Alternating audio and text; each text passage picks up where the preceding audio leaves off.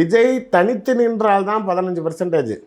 மைனாரிட்டிஸை Muslims வந்து விஜய் ஆதரிக்கிறது கிடையாது, கிறிஸ்டியன்ஸ் மட்டும்தான் சப்போர்ட் பண்ணுறான். முஸ்லீம்ஸ் வந்து இவர் எங்களுக்கு இஸ்லாத்துக்கு எதிரானது அறாமு, ஏன்னா அவர் தேட்டரில் சினிமாவே பார்க்க மாட்டாங்களா அவங்க இஸ்லாத்து படி அதானே, அதனால் நடிகர் பின்னாடி போகக்கூடாது அப்படின்னா அதனால தான் யாரும் அலைன்ஸ் ஆட்சி அதிகாரத்தில் பங்குன்னு சொல்லியுமே இது வரைக்கும் யாராவது ஒருத்தவங்க உங்ககிட்ட வந்தாங்களா?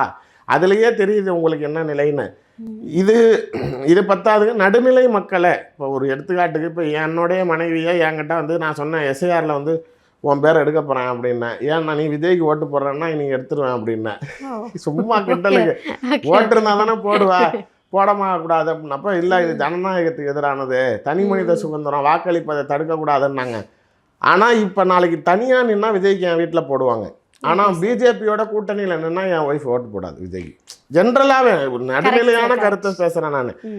கரூர் சம்பவத்துக்கு பிறகு நடுநிலையான மக்கள் பல பேர் மத்தியில் விஜய்க்கு ஒரு ஆதரவு வந்துச்சுல்ல. இப்போ அதெல்லாம் நீங்கள் பிஜேபி கிட்ட போனீங்கன்னா அது உங்களுக்கு ஃபேவரபுளாக இருக்காது.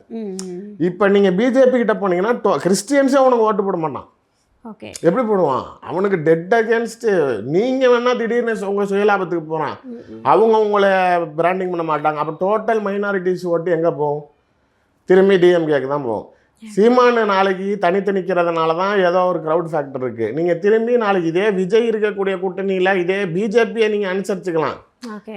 விஜய் எவ்வளோ பேசிவிட்டு நாளைக்கு திரும்பி நீங்கள் அங்கே போய் நின்னீங்கன்னா நாளைக்கு அது எப்படி இருக்கும்?